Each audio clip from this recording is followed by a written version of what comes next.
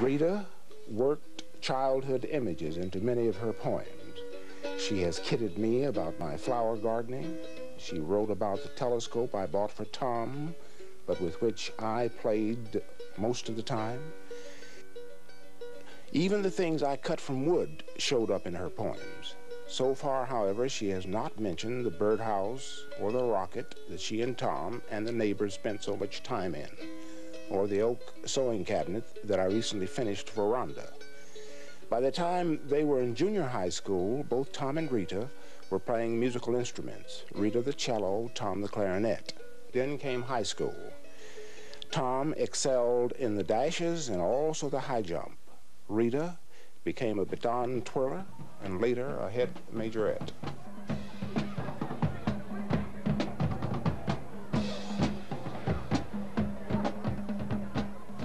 Page 3. This is the interior of Wesley Temple AME Zion Church, where I spent many a Sunday. As I was growing up, I decided to join the junior usher board instead of the junior choir. And in fact, many of my experiences here in this church provided the images for a short story of mine titled Fifth Sunday.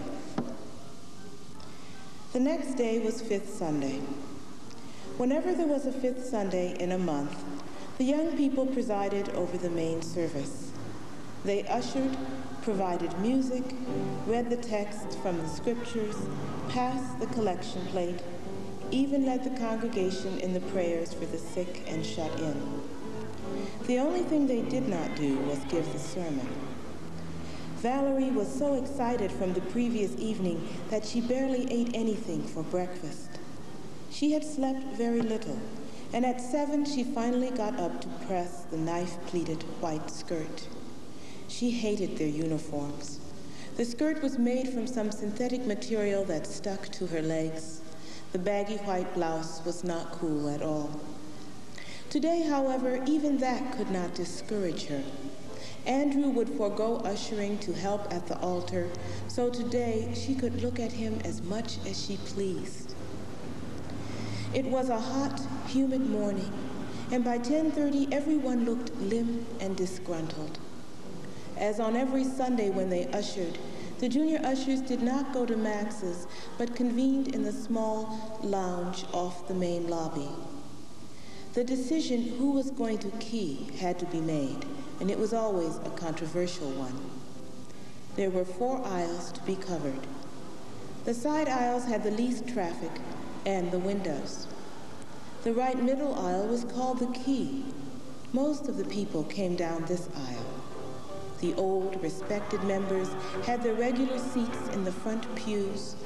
The choir marched down this aisle and up into the chancel. All the fashionable middle class who'd come to show off their new clothes wanted seats in the middle section where they could be seen. The key usher had to remember where the regulars sat, get out of the way of the choir, gesture grandly to the bourgeois's chosen pew, and take messages to the pulpit. Nobody wanted to key.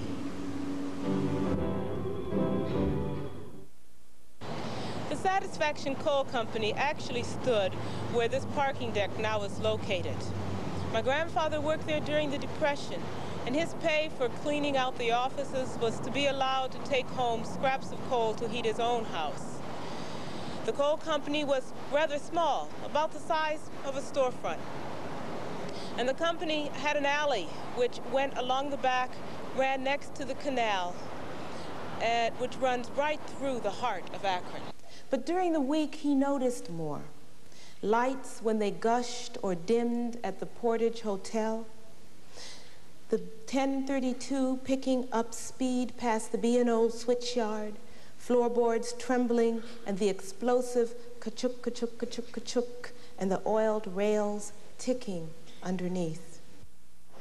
The name Akron means high place. It comes from the Greek word akros, and it's actually at this point in Ohio where the Cuyahoga River, which had been flowing south, turns and begins to flow north toward Lake Erie, while all the other rivers flow south toward the Ohio River.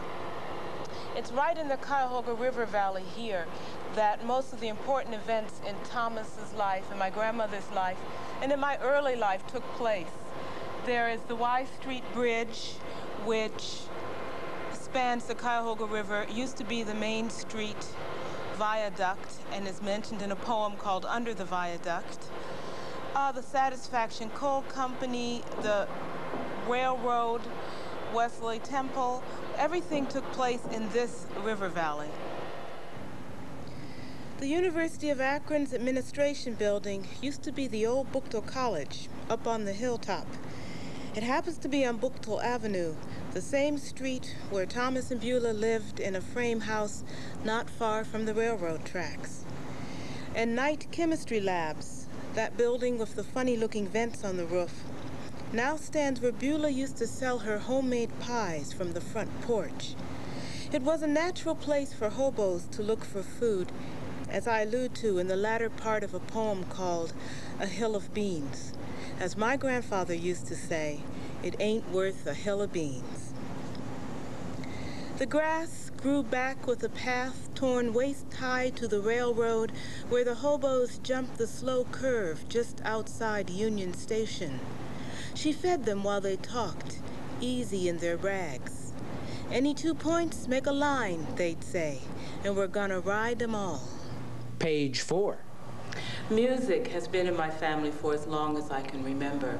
My brother and sisters played clarinet and flute, and when it came time for me to choose a musical instrument, I chose the cello, mainly for the way the word cello sounded. And I was really surprised when I saw the size of the instrument for the first time. But I stuck with it and played it all through high school and college. And in fact, I played in the Akron Youth Symphony when I was both in junior high and in high school. I think my profound love of music and the composition of music has a real influence on my work as a poet, because I do try to achieve a lyricism in the poetry, a song-like quality in both the poetry and the prose that I think would not have been possible if I had not had some kind of musical training. The piece that I'm going to play for you, or piece of the piece that I'm going to play for you now, is by Joseph Haydn. It's a concerto, and I used to be able to play it, and we'll see what comes out now.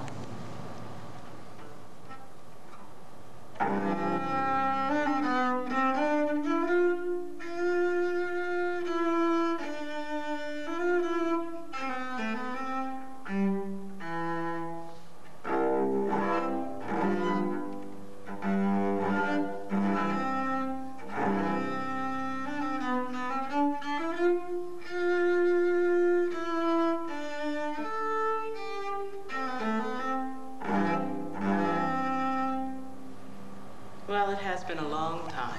But it's also a delight because I've watched her from the time she was a shy, quiet little girl in the corner of my room. I saw her express a delight in writing and in reading. Really, just by looking into her eyes, I saw this. But later, of course, in the things she wrote, which I assigned to her.